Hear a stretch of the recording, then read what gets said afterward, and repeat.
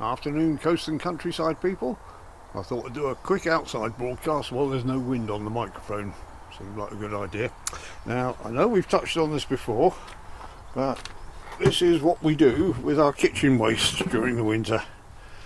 We put it in this dustbin full of water, and I'll give it a stir or a push down with a big stick, and it all goes underwater. And believe it or not, this is all of the kitchen waste. Can you see the bubbling coming up there? And I'll do that. This is all of our kitchen waste for the winter. It all goes into here and it all rots down. It's a good old bit of methane coming out here, which is what this is about here. This is collecting methane. This was full of water when I put it in there, and it's got a little funnel underneath, not a huge one. This isn't a commercial collection, it's just an experiment, but that's actually filled up with methane.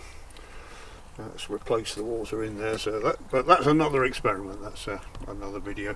The main thing is all our kitchen waste goes in there in the winter and the rats can't get into it, so it looks a total mess now, but come the summer months when there's less rats around, hopefully, that will be left to settle down, and that'll be I'll pour that out into a bucket and sieve it off, and the stuff that hasn't rotted down completely, or the sludge that's left, will go on the compost heap, and the rats won't go for that. It's not of much interest to them. This is last year's, which I poured off last spring. Got rid of the solids out of it, and this is just the liquid that's left. If we get a little bit of it in there, you can see that's quite a decent colour, and it doesn't smell. Having a smell there, you can't smell on camera obviously, but this, with all the methane coming out of it, really honks. It you'd know it if you got that on you. You'd smell bad forever.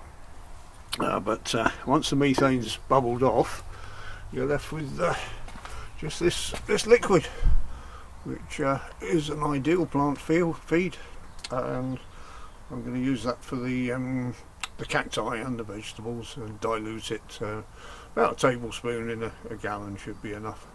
Don't want to use it neat, so but that should last me the whole season, even with the hundreds of cacti I've got. So Tomrite was getting a bit expensive, so that was a good solution.